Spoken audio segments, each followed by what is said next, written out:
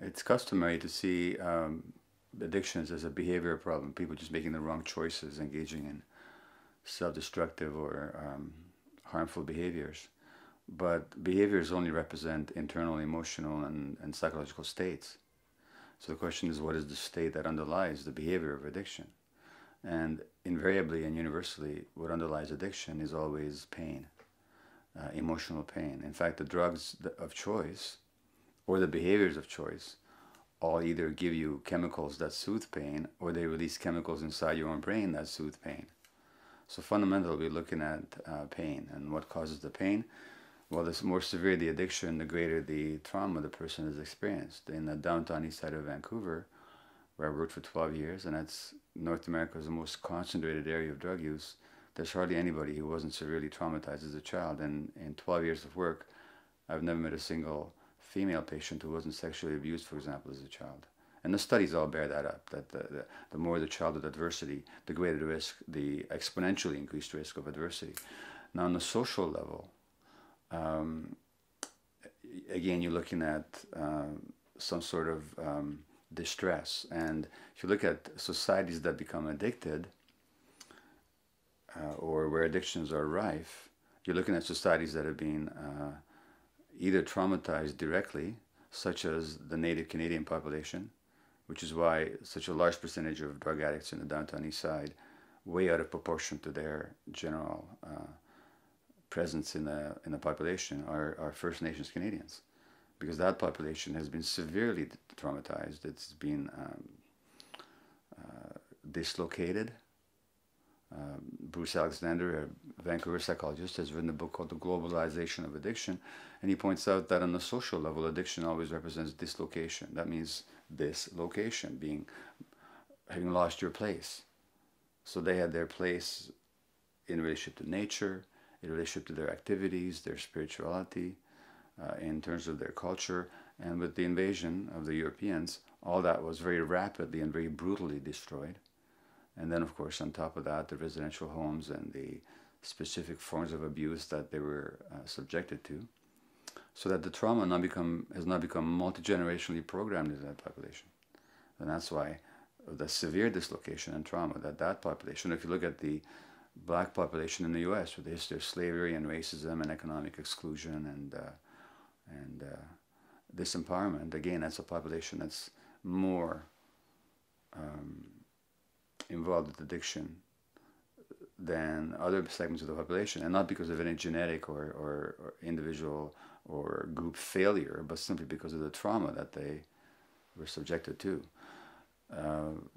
On top of that, of course, we live in a society that values externals, so that everybody gets the message that they're not adequate in terms of who they are. They need something from the outside. They need status, they need possessions, they need power, they need recognition, they need the valuation of others, they need to look better, be better, act better. In other words, there's this constant sense of dissatisfaction with the self that's generated in the culture that celebrates individuality and celebrates acquisition, because those perceptions of not being adequate is what drive a lot of consumerism. So this society automatically and unconsciously generates insecurity in almost everybody, which of course is an alienation from the self, which of course is a source of internal distress and pain, which again leads to addictive behaviors.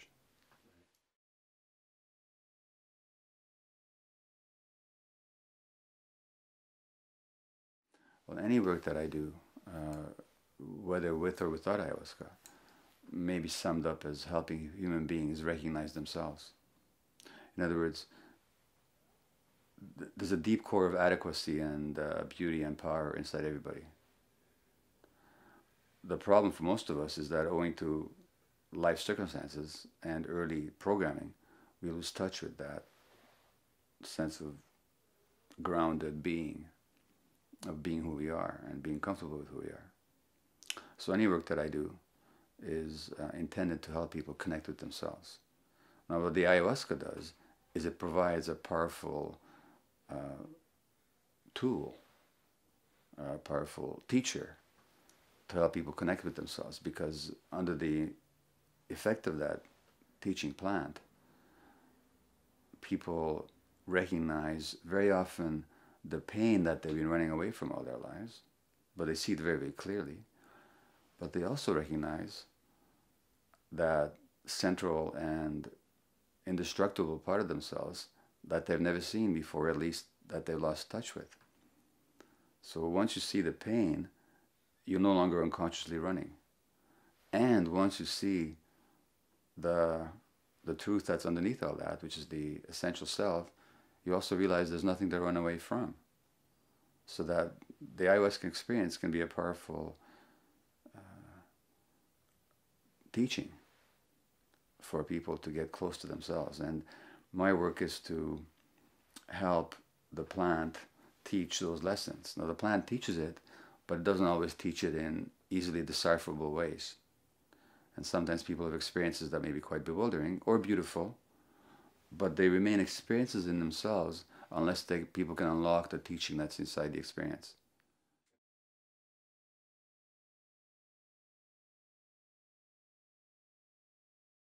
In addiction, first of all, the word addiction itself comes from the Roman and a Latin word, addictus. And addictus was somebody who owed somebody money, couldn't pay it back, and had to become a slave to them. So addiction always implies slavery. Now, there are many addictions to our society. I define an addiction not as something substance-related specifically, but as any behavior that one craves, one finds some relief in, and yet it has negative consequences in the long term, but we continue or relapse into them despite those negative consequences. So that, of course, includes drugs, but also includes shopping, sexaholism, addiction to power, addiction to wealth, addiction to violence, addiction to external relationships, addiction to work, anything that we try and use to fill the internal void can become addictive. Now, no less an authority than the former President George W. Bush said that America is addicted to oil. He's totally right. It's not that America's addicted to oil, it's that our society is addicted to the amenities and the products that oil offers us. The addiction in this case doesn't mean the legitimate use of the product. It means the attachment to behaviors and products that actually are destroying the environment. I mean, there's the negative consequences, clearly as you can see it. I mean, how can you compare the emission of toxic substances into the atmosphere with the drugs that a person injects into themselves? Which is the greater harm? Which is going to kill more people? Which is going to cause more disease? Which is causing more disease already?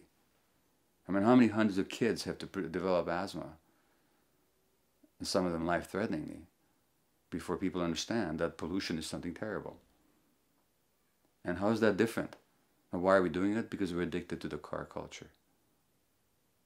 And if you look at the case of the recent oil spill in the Gulf of Mexico, the company BP, British Petroleum, whose rig exploded and caused the oil to pollute and kill so much sea life and cause so much damage, those people had warnings. They had plenty of warning before it happened that there's something wrong with our oil rig. And typically in a mine disaster recently in the US as well, the company responsible for the mine where people were killed had plenty of warning about safety issues at the mine, repeatedly and documentedly so. Why didn't those executives do something? Because they're addicted to the profit. They were too attached to the profit. That was more important than human life. That was more important than the environment. That was more important than their own consciences. Well, that's an addiction. How can you compare the impact of a few individual addicts harming themselves with the social impact of the addiction to profit? Look at tobacco, look at cigarettes. Cigarette smoking kills directly 5.5 million people in a year around the world. Now, that means that as many people die annually of legally marketed, manufactured, and advertised products as did in the entire Nazi genocide of Jews in Eastern Europe during the Second World War. And that happens annually. So every year we have a Holocaust. And people are profiting off it. And they know that they're killing people, but they're still profiting off it. Why? Not because they're evil, but because they're addicted to the wealth that they're going to gain from that tobacco. So what is that comparison to the drug addiction? What is the drug addiction, I should say, in terms of cost, in terms of medical consequence, in terms of destruction and damage? So our society is focused on the relatively few drug addicts, and our judgment of them is a complete displacement of what this society is doing in general to people and to the world. Now, how do we get out of it? I don't have an answer to that. I can only point out the truth about it. It's up to people to decide whether they want to continue on that trajectory or not. So I don't have a quick solution. But it's difficult in the context of a society like this to really resolve the addiction dilemma, because the society itself is addicted to acquisition.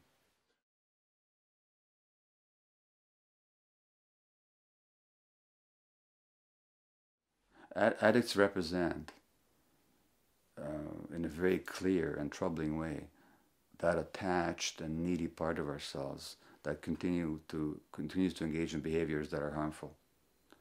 And whenever we're judgmental of other people, and especially when we have strong feelings around those judgments, you can be sure that it's all about ourselves, that we're projecting our own self-dislike onto somebody else, and therefore we don't have to deal with it. We're just trying to shove those people aside so we don't have to look at ourselves. This is why, by the way, all the great spiritual teachers tell you not to judge, or at least to examine your own judgments. You know, Jesus says at some point that in the Gospel of Matthew that any judgment you make of other people is fundamentally about yourself. And the Buddha says that before you try and make other people straight, make sure that you're not crooked yourself. And again, Jesus says, you can't remove the splinter from your brother's eye until you remove the pole from your own eye. And that the spiritual masters all get this. So all judgment is actually about ourselves, and it's our attempt to throw something outside ourselves so that we don't have to look at it. And that's why we judge the drug addict. It's the only reason. Otherwise, how can you compare the drug pusher on the Hastings street corner in Vancouver who sells an ounce of cocaine with a tobacco executive who makes billions of killing people around the world? I mean, how can you compare the two? Who's the greater? If you're going to talk about criminals, who's the greater criminal? And I'm not judging the tobacco executive. I'm just saying it's the same thing if we actually wish to look at it objectively.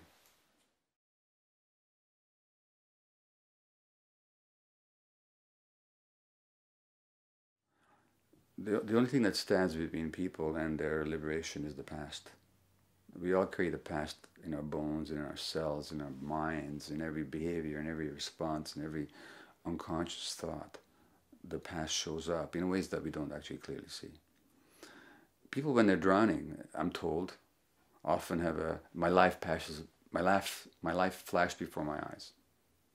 All of a sudden the ego wants to look at, well, what actually happened here? What did I miss? What happened? Now, when people take ayahuasca, there's a shift of consciousness. All of a sudden, things are seen more clearly under sharper focus. And the past shows up.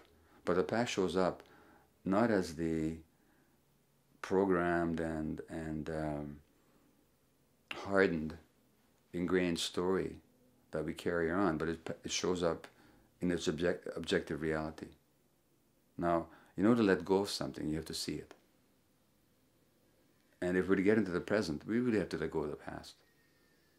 Not that we forget the past, but we lose our attachment to it. And for that, you have to see it. So that's why it's so helpful.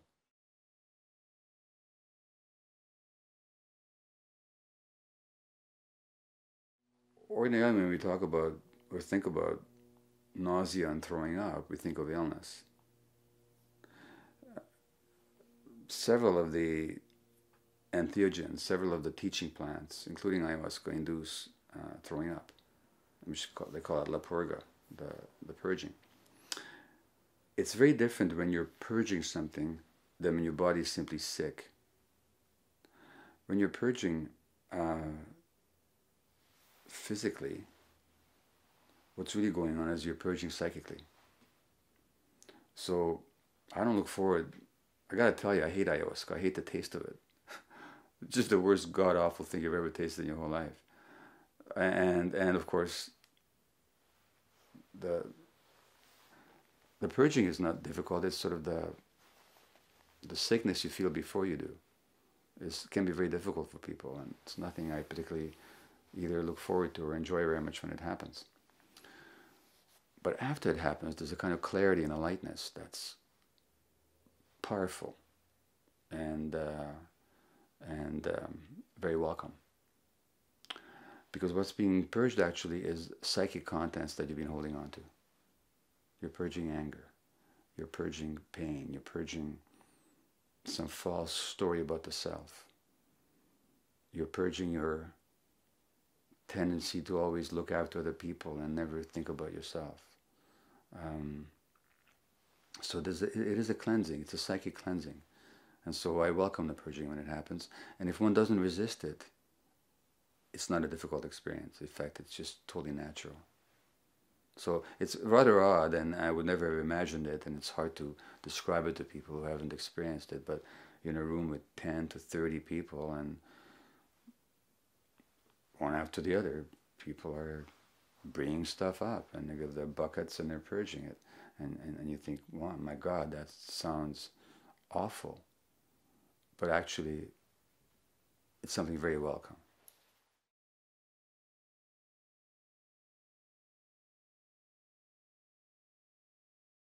Anything can be used well or it can be used unskillfully. You know the story in the Walt Disney film, The Sorcerer's Apprentice. They're those magical powers, but they're not meant to be used by somebody who's not trained. So, to put it this way, putting on a CD player and giving people a bunch of people ayahuasca in large numbers is a Mickey Mouse thing to do. That's Mickey Mouse playing with the powers of the wizard. He's not trained for it. And it happened very much with LSD in the 1960s. I mean, LSD is something that can be worked with in a positive way, and people did show that. But it's not meant to be given out like candy. It's not meant to be taken for kicks. It's not meant to be taken for a trip. It's meant to be used with people who are masters, who can create a space that can hold the people using it, who can provide the support, who can help people negotiate the experience. Now, very much the same thing is true with ayahuasca, although it doesn't have the same kind of dangers in my mind that are associated with LSD. But it's meant to be used in a context, and it was used in a sacred fashion by the peoples of the Amazon, whether in Brazil or Peru or Colombia or Ecuador. The shamans who led it and who administered it went through rigorous and self-denying training, and so they could really powerfully accompany and support other people's experience. In fact, in the Amazon, very often, traditionally, people didn't even drink it, just the shaman did. But they still had a group experience. So I think people are playing with fire. I think sooner or later somebody's going to get into trouble.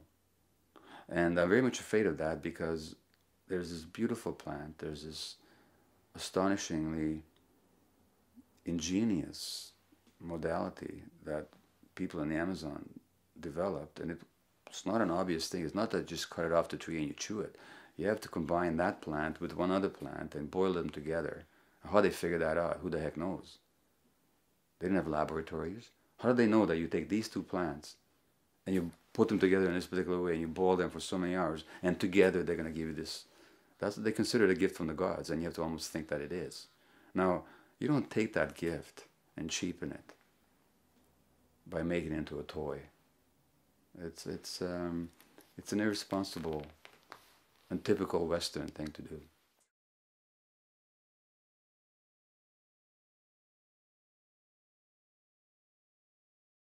it's not such a radical proposition to see plants as being teachers. In fact, it's only the alienation of Western science from our roots that creates that apparent split. I mean, for thousands of years around the world, medicine was based on plants. That's all they had. As a result, if you go to the Amazon, you speak to the natives there, they know the use of every plant in the book. Not in the book, every plant in the jungle. And native Canadian or Native American cultures as well were very connected to their plants and to the medicinal and healing qualities of their plants. Digitalis, that we use to treat heart failure, comes from a plant. Opium, of course, is the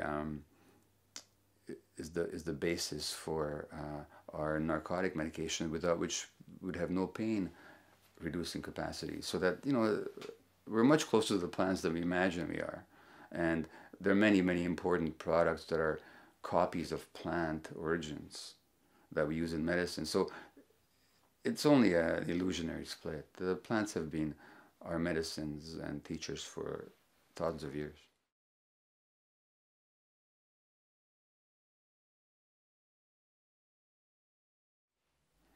Well, the shift that would have to occur in the Western mind to open to what nature has to offer us is the dropping of our arrogance. It's only our arrogance that puts us above nature. If we actually recognize that we're part of nature, and that nature is far greater than we are, for all our cleverness, and if we stop fighting nature in general, and we fight nature in many, many ways that are clearly tragic for the planet, we would then be able to learn a lot. So it would take the dropping of our arrogance, that's all. It would take recognizing and dropping the arrogance of the egoic mind is what it would take.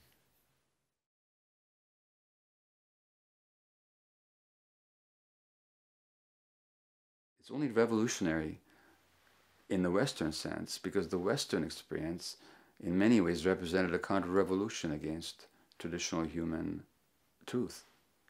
Now, that opened up all kinds of new possibilities. I'm not dismissing the Western contribution. On the contrary, it's been a necessary part of the human experience, and obviously made vast contributions to knowledge and in every way possible.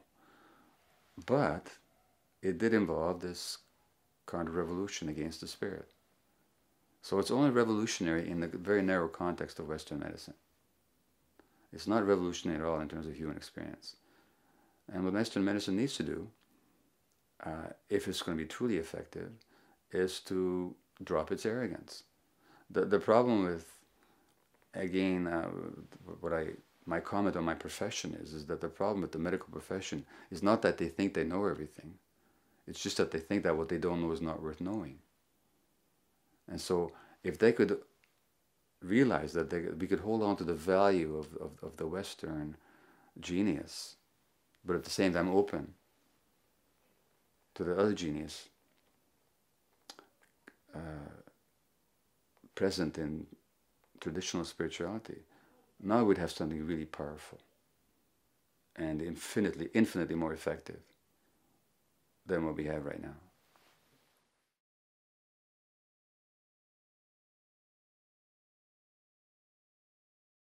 Properly speaking, entire life is a transitional state. The moment we're conceived, we start to die. Even as we're developing, we're moving closer to our deaths. When you and I have finished this conversation, we'll be an hour closer to our death than we were before we began. It's all transition. But of course, according to the Tibetan Buddhist teaching, there are certain times when the transitional state is more apparent to us, or it just is driven home to us, or is more directly present. Partly that's only because we don't recognize the transitory nature of things in general. Now, in these transitional states, when you're moving from one state to the other, which we always are, whether we know it or not, but when they're more apparent, then we have decisions to make as to what directions we want to move in. And so the dying state is a bardo state in Tibetan Buddhism, and they even have bardo states after death. My mind doesn't go there. I don't know what they're talking about. I read them, I've listened to them, I still don't get it. And I'm not that interested in it. If it happens, it'll happen. But I'm interested in the transitional states that are present to us in life, which they also recognize. And transition happens when something that seems solid and rigid loosens its hold. And then a shift and a transformation is possible. So the ayahuasca-induced state is a transitional state. Because you're moving from a rigid certainty that you know what reality is all about, to a vision that shows you that reality contains many more possibilities than you ever imagined. Well, that's a transitional state. And so what the ayahuasca does is it loosens the hold of the conditioned egoic mind, which puts you on a transitional edge, which gives you a lot more freedom. Because when you see more possibilities, you have much more liberty to act in an autonomous and free fashion.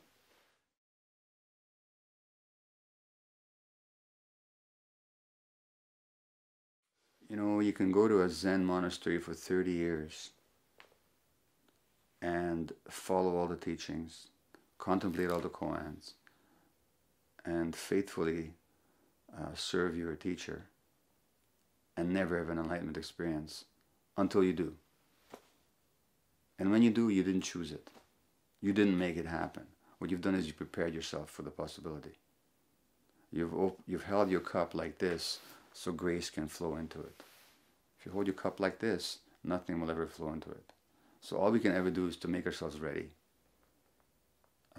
Jesus talks about the master who leaves the home, and the servants better keep themselves ready when he comes back. So they need always to be vigilant, because they never know when the master will come back. Well, we never know when grace will descend upon us, but we can be either open or closed to it. So there's no possibility of grace happening when we're closed to it, except occasionally for very few people, something miraculous happens, like St. Paul on the road to Damascus. But there must have been an internal preparation that he wasn't aware of. Now, the ayahuasca, you can ask, you can have your intention, you can hope for whatever experience, but you either get it or you won't get it. It's not up to you. That is grace. What you can do is you can open to it. You can go into a ceremony having followed the directions about the diet.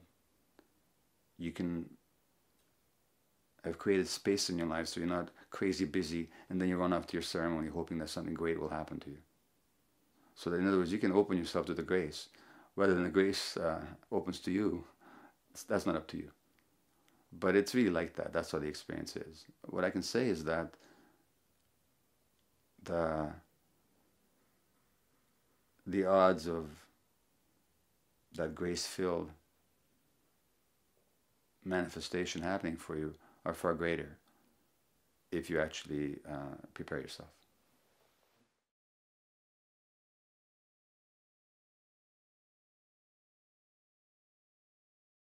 Ideally, you're not going to spend the whole week running around like crazy. You're going to create some space for some mindful awareness. You're going to deal with whatever issue you need to deal with, so you don't have to run into the experience still worried about something.